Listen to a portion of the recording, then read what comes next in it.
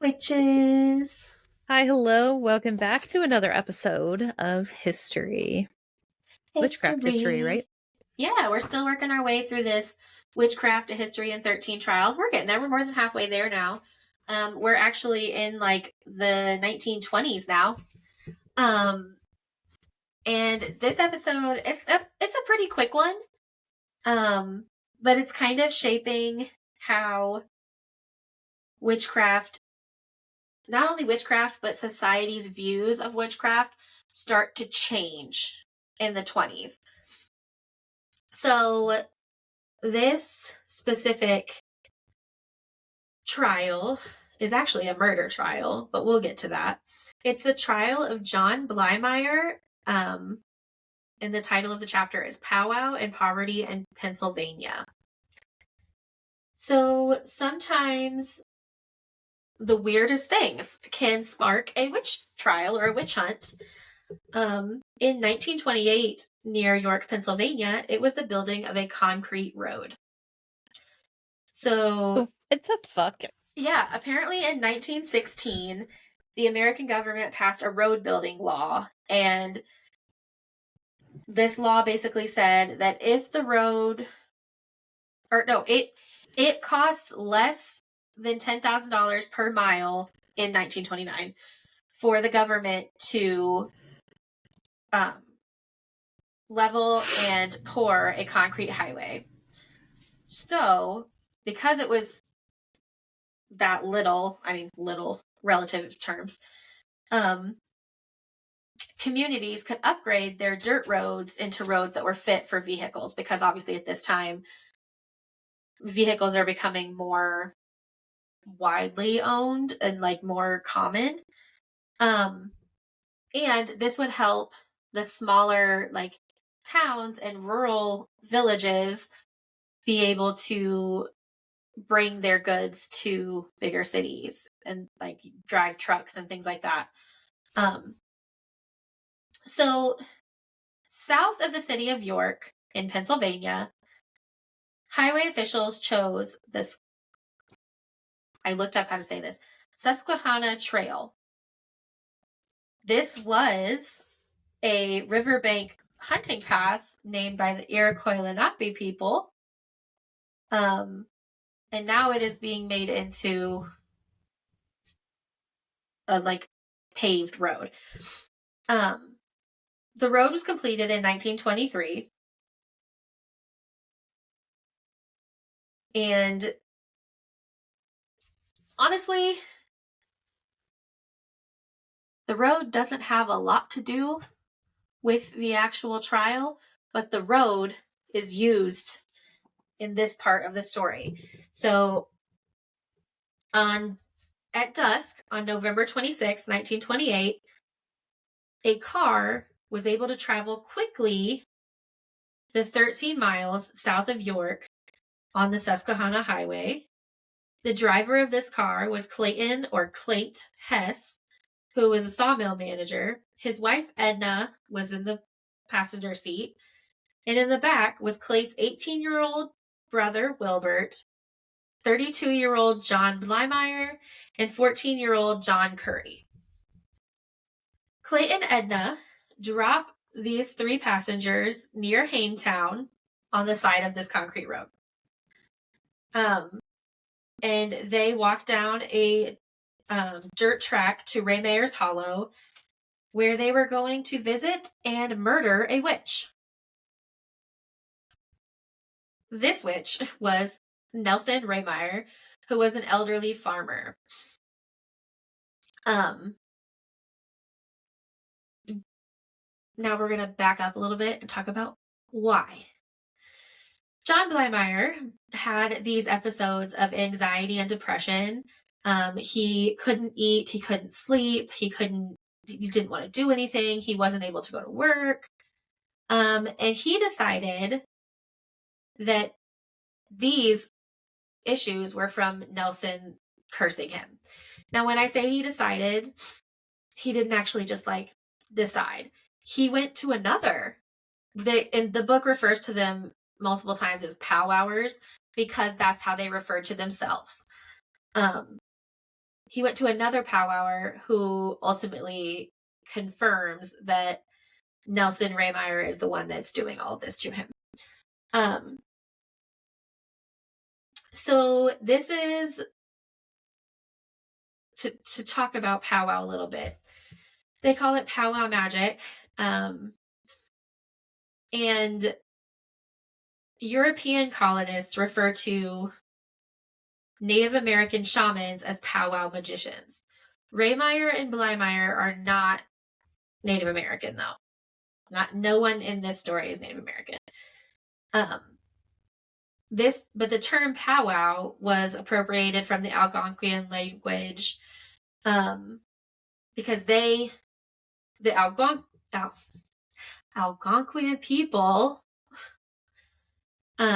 used the phrase powwow for like a trance state used for divining the future or healing. The Americanized version, or let me rephrase that because it's not Americanized, it's the colonized version of this practice, is a blended version of the Algonquian folk magic with Pennsylvania Dutch, who called their folk musicians hexenmeisters, which translates to witch masters. So hexenmeister powwow magic is supposed to repel the harm witches were thought to do. For the rest of this episode, I'm going to refer to them as powwowers because that's what they refer to themselves as.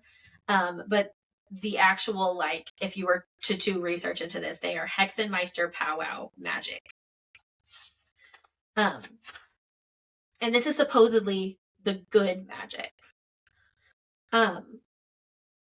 So at this point, when they're coming to murder Nelson, John has stopped thinking of Nelson as a powwower and considering him merely a witch. So at one point,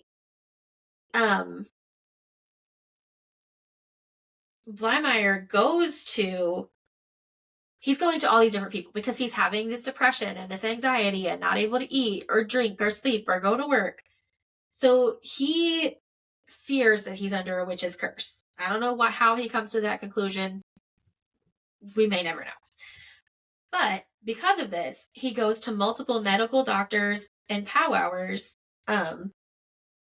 trying to figure out who bewitched him or what the cause of his illness is. And he goes to, when he doesn't get the answer he wants because he's depressed, and that's not really something that we talk about or even diagnose in the 1920s. He just keeps going to the next person and the next person and the next person. He goes to Nelson Blymyer for help. He goes multiple times. He goes 3 times to Nelson for healing magic, but he doesn't get better, and he continues his quest. Eventually, he meets Emma Knott, which is another powwower, and she confirms for him that the witch that cursed him was Nelson Blymyer himself. I think Emma's a charlatan. But her way of identifying a witch is to ask her clients to bring a dollar bill with them. They have to hold it on their palm, and think of who might have cursed them. She claimed that it was a good divining tool because it had a photo on it. So, like, it had a portrait on it. So, like, it was helpful. I don't know. Somehow that makes it helpful for divining. And it also declared "In God We Trust," which made it a holy document. And this is why I say she's a charlatan. Making them bring a dollar bill or some kind of bill ensures that she gets paid. Because she ends up in the end taking that dollar bill from them. So, when the client looks at the bill and hands it to them, she tells them an image will appear in their hand, not the face of George Washington, but that of the person who bewitched them. John Blymyer said when he visited her, he saw the face of Nelson Raymyer.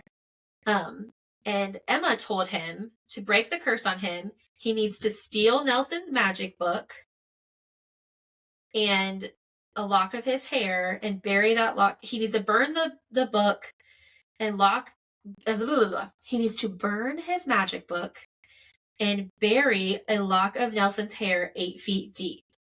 Both of these tasks are going to be difficult, but not impossible. And this would solve his problems and he would get better. She does not say anything, you'll notice, about murdering him.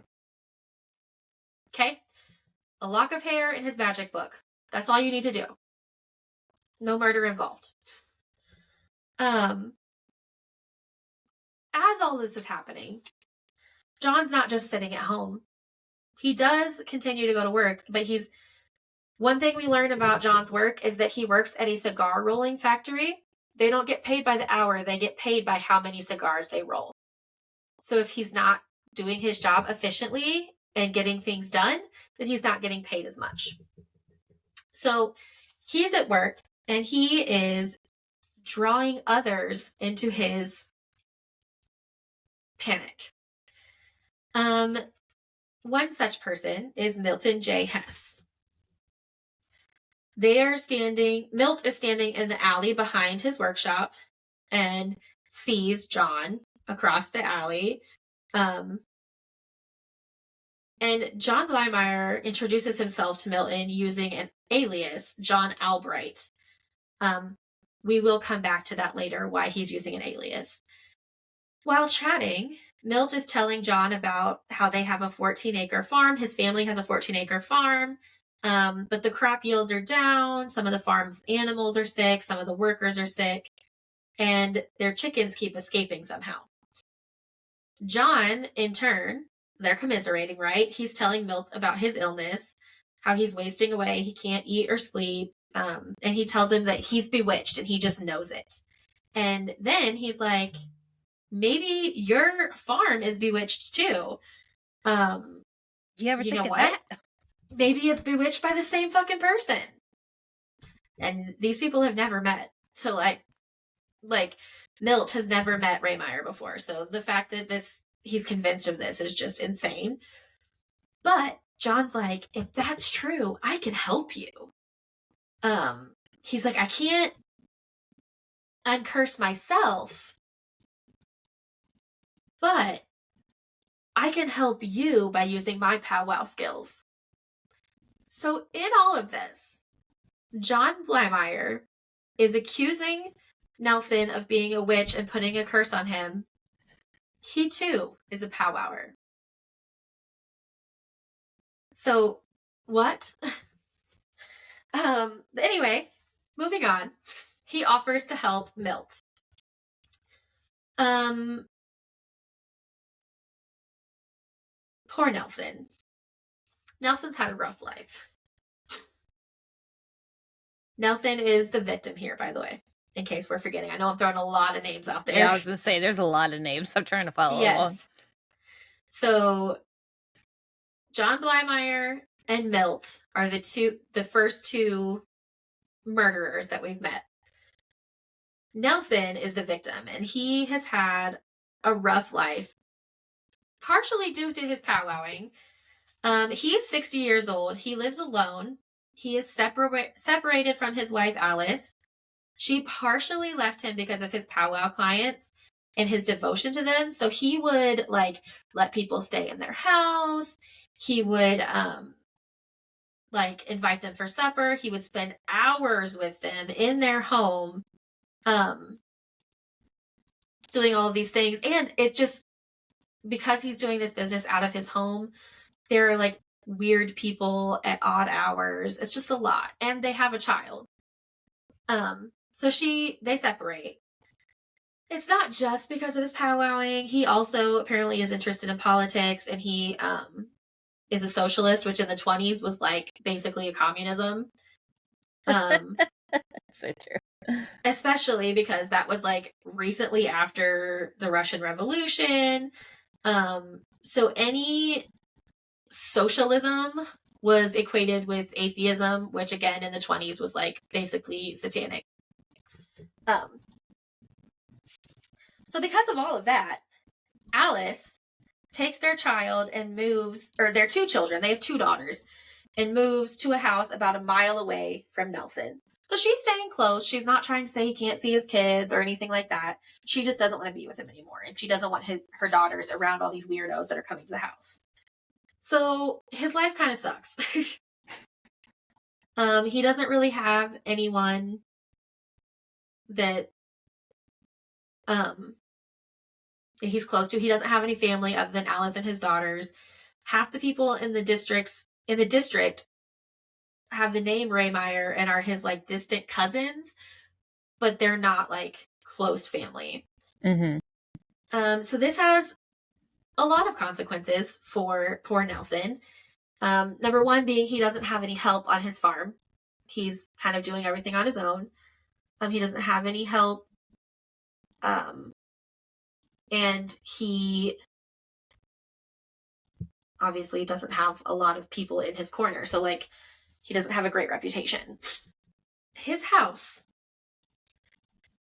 it has no electricity or running water, but it does have a spring, which when I first read that, I was like, what the fuck? It's not actually that uncommon in the 20s in rural areas. Yeah. But it's kind of significant in this story. So because of that, he doesn't have like heating. He just lights a fire to keep his house warm and things like that.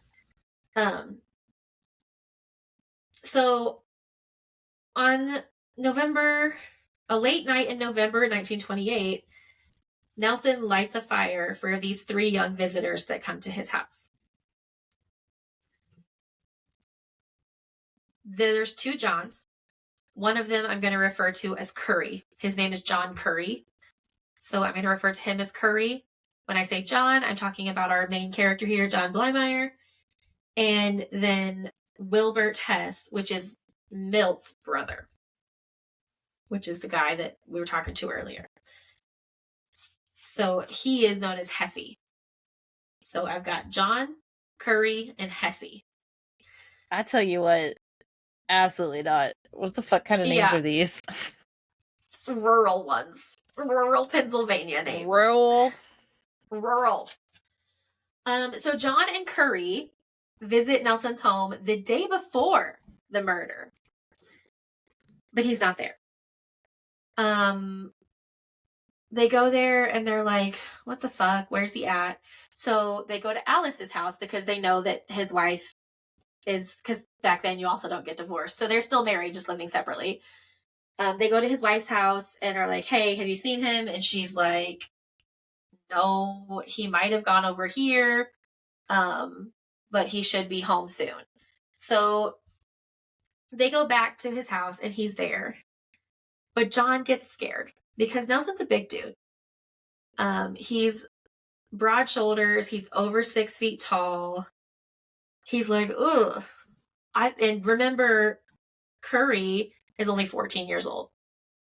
So Blymyer's in his 20s. Curry's 14 years old. He's like, ooh, this is a big dude. And yes, Nelson is in his 60s, but he's a farmer. So he's not like a frail 60s. He's a fairly healthy guy. He a buff 60. Yeah. So John's like, ooh, I don't know. Let's come back tomorrow with another guy. He's like, that way these two can hold him down while I cut his hair and steal his book. He doesn't reflect during his trial or anything on why the violence that happens was necessary. But I feel like someone in John's position, it's kind of like Napoleon syndrome. Like he's feeling less than, and he's decided that this guy is the cause of all his problems, so he's gonna fuck him up. Yeah. And so that night, because it's so late already and it's the middle of winter and it's really cold and Nelson's already got a fire lit, the two boys just stay the night. They sleep in his living room in front of the fire. which is super fucking weird. But then they leave. And they come back the next night. And I'm just going to warn you right now, trigger warning, there is violence. There's a noose involved. Lots of trigger warnings. If any kind of violence or graphic things like that bother you, maybe skip ahead like 3 minutes. Because the next night, and then all of a sudden you don't you get right in the middle of it. Yeah, the next night John and Curry return with Hesse. Nelson welcomes them in because again he has no idea that they are like accusing him or thinking any of these things about him. He brings in logs, he lights a fire, he turns on the oil lamps. As he's lighting the fire with his back turned to the boys, they jump on him. John picks up a chair and smashes it over his head, and then grabs one of the metal stove tools. I don't know if it's like a pick or a shovel, but anyway, it's some kind of tool and it's metal from the stove, and smashes it over his body, beating him with it basically. And Curry and Hess have grabbed sticks of firewood and are hitting him with those. Nelson, being the big guy that he is fighting back. He throws them his money, and they're like, "That's not what we want. We want your magic book." And he's like, "Okay, let me go get it." They don't. At this point, they're in like a frenzy. They keep beating him and kicking him until he stops moving. Then they tie him up with a rope and put a noose around his neck. This is because he's a witch, and this is a witch hunt. And so they're murdering the witch by hanging him like witches in the previous witch hunts. Yeah. The two younger men at this point, Milt and Curry, or Hesse and Curry, have realized that he's dying. And they're like, "Oh fuck. We didn't mean this. This isn't what we were trying to do. We weren't trying to kill anyone." Well, you did. Yeah, and all of this happens in like a 5-minute time period. It happens really quickly. And then they panic. And they try to make it look like a robbery. So they take all the coins that they can find in the house. They take any valuables that they can find. They take the book, or no, they don't take the book. They can't find it. They can't find his magic book. So like, you shouldn't have fucking killed him and let him get it for you, if that's really was your goal. And then John decides that since he's dead, there's no need to cut off his hair and bury it, because here soon, his whole body is going to be buried. And he says that in his trial. He says Nelson's whole body will be buried soon enough. Fucked up. So they then, which I thought was a little weird because I guess I didn't realize how old fingerprinting technology was, they then go through and wipe down any area where their fingerprints could have been. I think fingerprints came around in like the 1800s, but like, yeah, couldn't do anything with it. Yeah, I didn't realize how old that philosophy or, I don't know, process was, but it was old. And after doing that, they then pull a straw mattress over Nelson, put oil from the lamp all over it, and light it.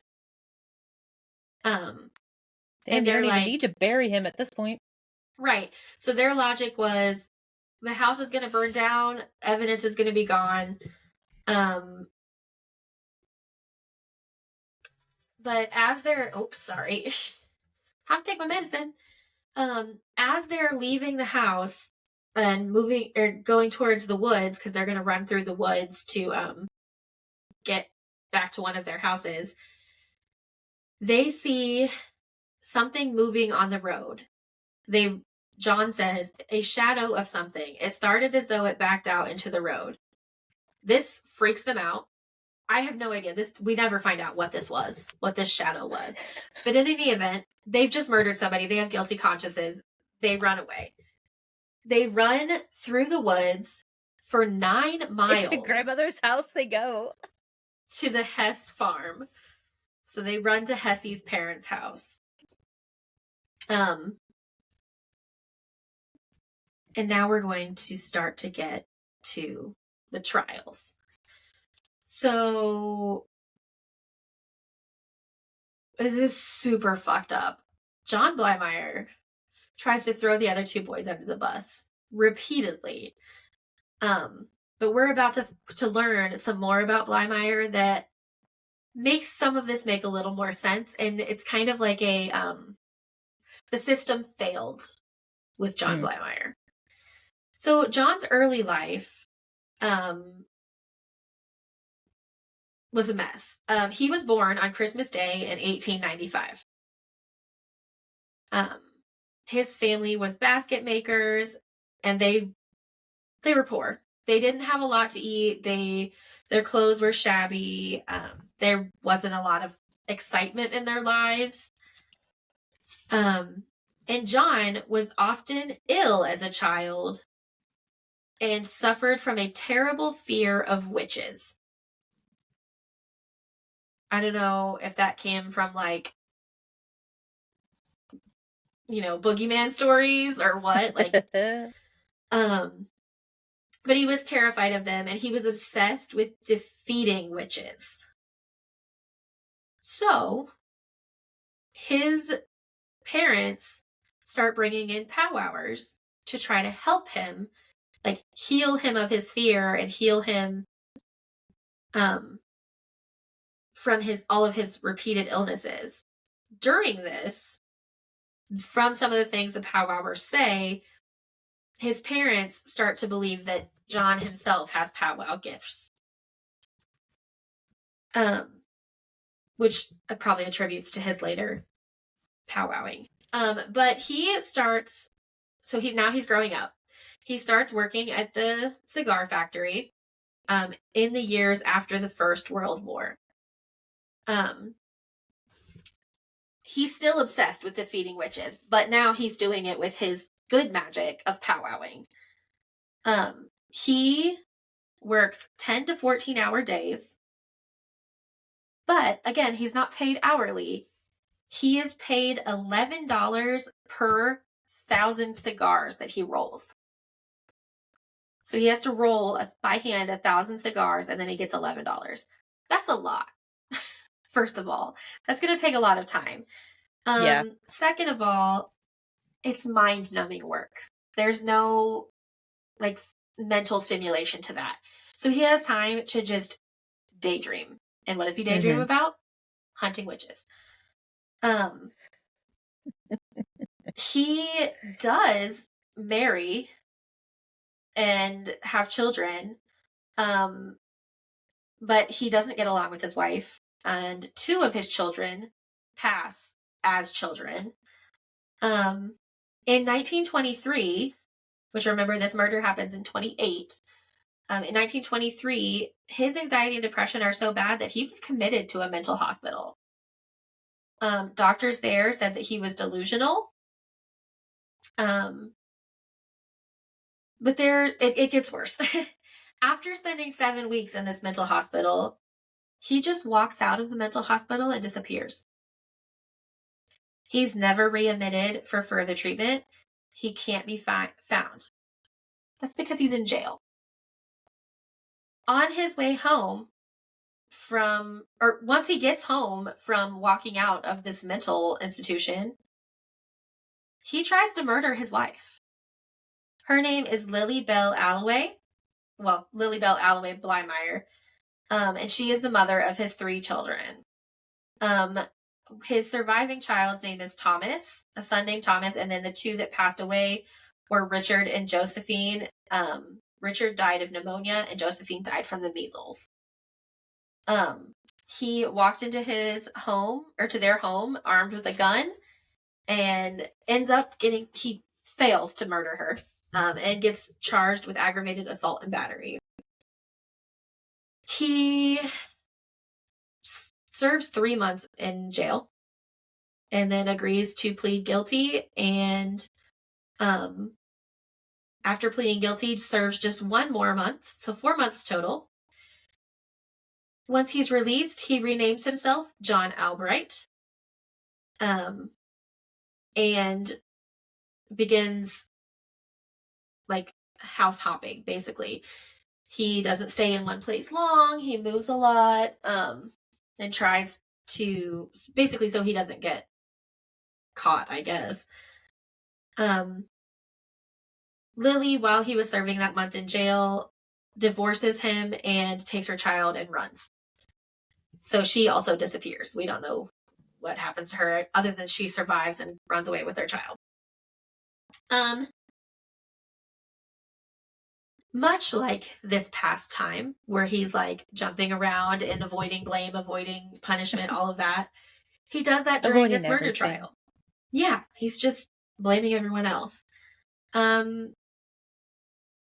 During his trial, he says that his 14-year-old accomplice, John Curry, who comes from an equally unhappy home, he tries to blame everything on him. John Curry had an alcoholic stepfather who beat him. This is how John Blymyer pulled him into the plot. Curry was telling John about his issues at home and how his stepfather was alcoholic and how he beat him. And John was like, you know what? I think you're hexed. And I think Nelson Raymyer did it. You think so? Yeah. And so John takes Curry to see Nelson and says, we're just going to go talk to him and we might have to tie him up to get him to listen to us. You know, no big deal. And Curry is 14 and is like, okay.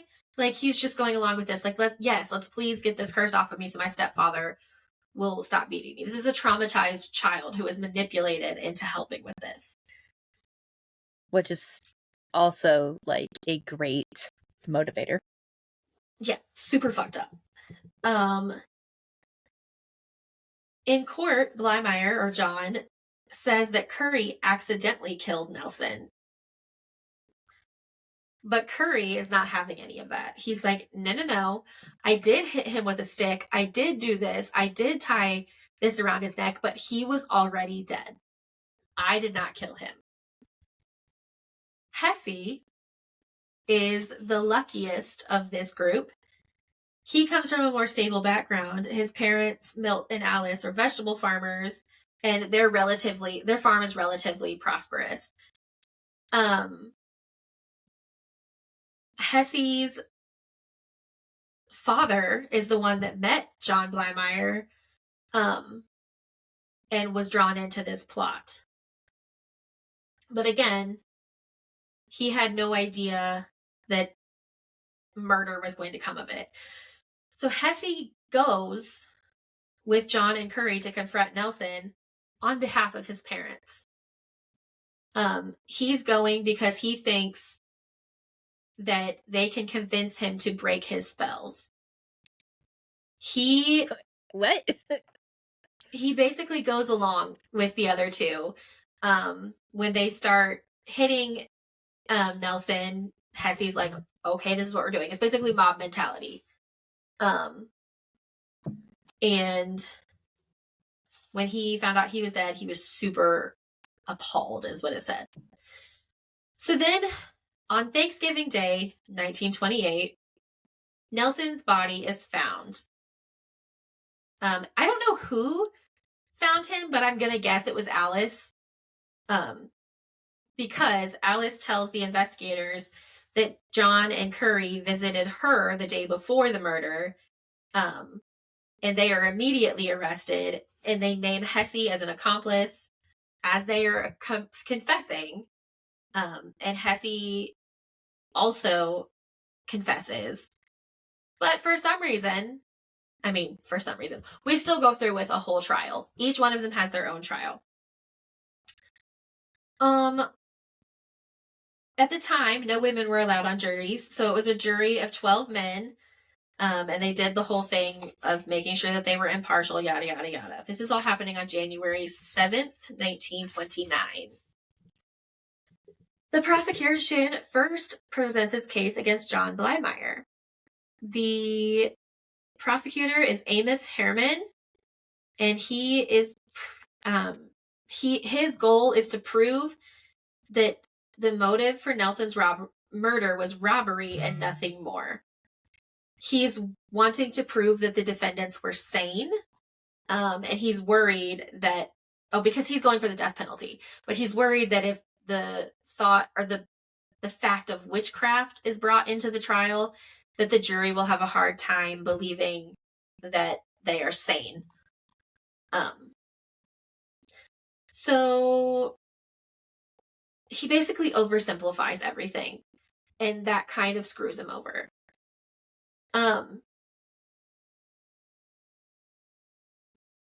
So new journalists have already gotten a hold of the fact that John believes he is a powwower and involved with magic. So at this point, the jury is sequestered, thankfully for Amos, but it doesn't matter. It's going to be almost impossible for him to keep the word witch or the concept of witchcraft out of this trial. Mm-hmm. Public defender Herbert Cohen is arguing for John. And he says that instead of being sent to the electric chair, John should be hospitalized for life in hope of a cure. However, he can't introduce anything into court that is not mentioned by the prosecution. So he can't mention witchcraft unless a witness does first. And then he can run with it. Thankfully, he gets that. But only from one witness. None of the other ones mention it. But Clayt Hess, which is Wilbert's brother, so Hesse's brother, gives the defense counsel what they need. He tells the court that on the day after the murder, John says to him, "I got the man." But then he's talking to Amos, the prosecutor, and he's like, John said, "I got the man," and then he's like, "I shouldn't say that word." And Amos is like, "Motherfucker, spit it out." And he said, "Well, he said, I got the witch." So Amos had coached his witnesses not to say the word witch. But Hesse's brother fucks that up for him. Now that witchcraft has been mentioned in reference to John, the defense attorney goes ham. He's like, he starts questioning Clayt, who says John told him he wanted to be driven to Nelson's house to get some of the man's hair, put it 8 feet in a hole. And then the public defender summons doctors who had treated John while he was in the mental institute and said that those doctors said he suffered from psychoneurosis, that he suffers delusions, and that he thinks his delusions are that there was something or someone persecuting him. So this should be like an easy case for this public defender, right? Like we have literal doctors in here saying he's delusional. And Milt and Alice Hess, so Hesse's parents, even come in and say, yeah, John said that he was a powwow doctor. He's a good magician. And she let Hesse join this trip to Raymeyer's Hollow because John said that one of the Hess family has to be there or their spell won't be broken. Their hex won't be broken. So again, this is John manipulating people. And like, it's wild. So he again starts describing the murder during the trial, John does, and again starts throwing the other two under the bus. He says we threw Nelson down and Curry jumped in and helped to beat him. So he's throwing Curry under the bus. He says, I struck him with the chair and he got up. But then he comes back in a few minutes and denies hitting him with the chair. He says nothing about Nelson's death from a fractured skull and third-degree burns, but claims that at the end of the attack, Curry got a lamp off the table, takes off the top. So remember, this is a gas lamp.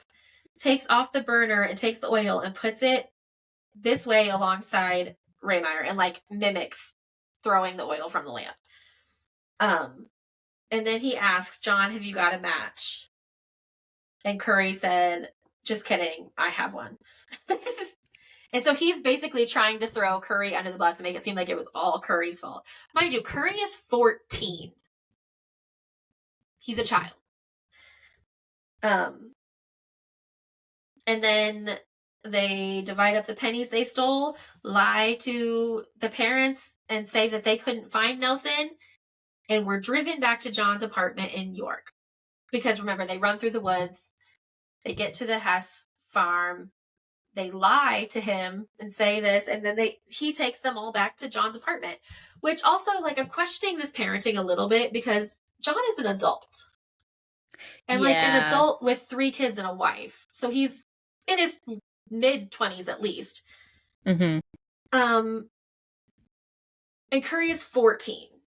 So, like, But at any point, the jury, or the judge, is convinced by the end of this that John is guilty. He's like, this story was callous and cruel and disgusting. And before he sends the jury to deliberate, he makes a comment that says, the man has made a full confession of the whole business, and then sends them to deliberate. With that kind of push from the judge, the jury can barely go in and say, oh, nope, not guilty. So on the evening of January 9th, 1929, at about 7:40 p.m., the jury finds him guilty of first-degree murder, which meant that they believed his crime was rational and premeditated. I mean, it was. It was. The only reason... Okay, but they argue for leniency. They say that because John and Nelson both believed they were witches, that he should have life imprisonment, not the death penalty. So he is convicted and sentenced to life in prison. The second defendant to be tried is Curry. As John was convicted, it's most likely that Curry is also going to be found guilty and convicted. His public defender is Walter Van Beeman. He makes a plea for leniency, presenting this as unpremeditated. He's like, John Blymyer told us that we were going to go talk to him. We were going to go get him to reverse this curse. That he had no idea that they were going there to murder anyone. And he argues that Curry's confession was improperly obtained by a promise from the district attorney, prosecutor Amos Herman. Herman told Curry, you help me and I'll help you. And he confirms that he did say that to Curry. Yeah. So this defense lawyer runs the poor kid from a bad home. He has Curry describe how he was beat and cursed at all the time by his stepfather. He went with John to see some witchcraft performed. And he didn't try to stop John from killing Nelson because being used to being beat at home, he was worried if he interfered, he would get killed himself. They play the sympathy card, basically. Before 2 p.m. the next day, Curry's trial took less than 2 days. Aged at just 14, he was found guilty of first-degree murder with the recommended life imprisonment. So, same charges and sentence for Curry as John. Now, this is the fucked up thing about classism. Hesse doesn't have a public defender. Hesse's family had the money to hire a defense team. His attorney is Harvey Gross, and he is the only defense attorney to examine the medical evidence in detail, which proved that the cause of death was unclear. The cause of death in this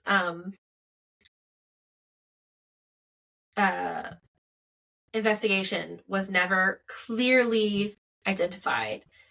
The procedures of questioning suspects and recording evidence was not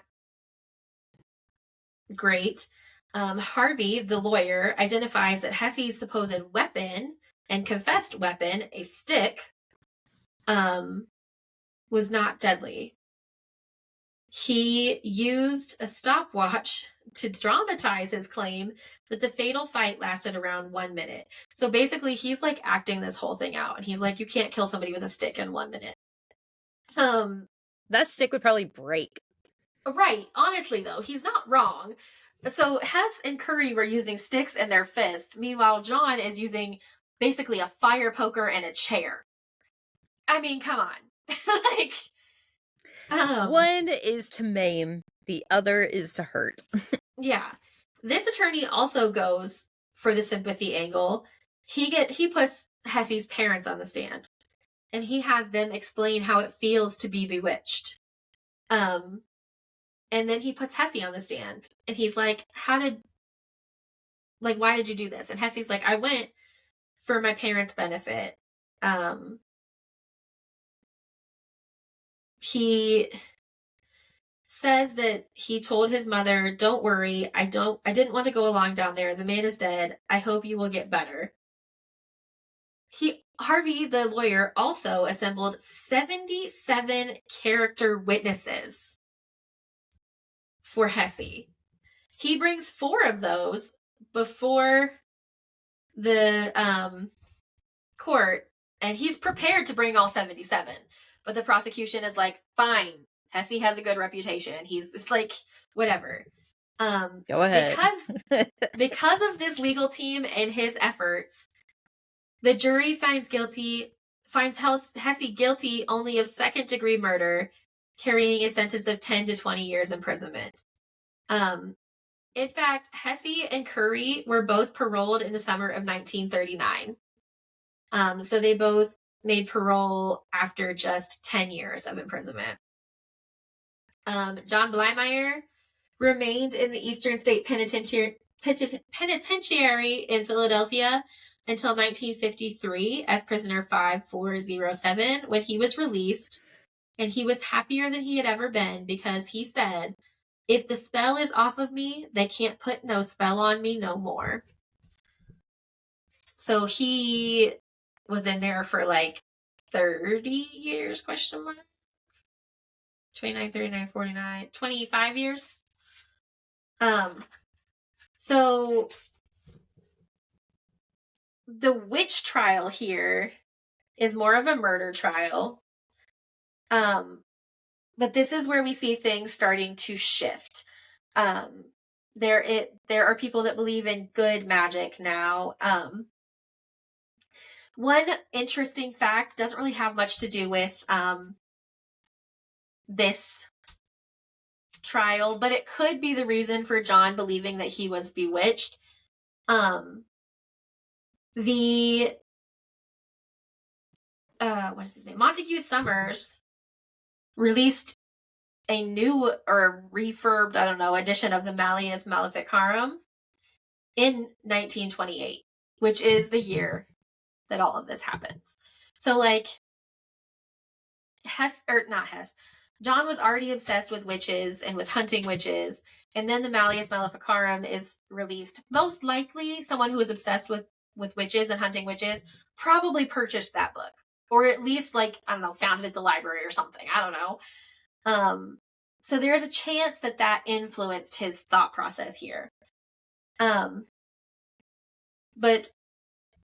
the last thing that I highlighted here, and I'm just going to read this verbatim, says the end of the 19th century and the years after the First World War saw magical beliefs grow rather than receding, with a burgeoning interest in diverse kinds of magic.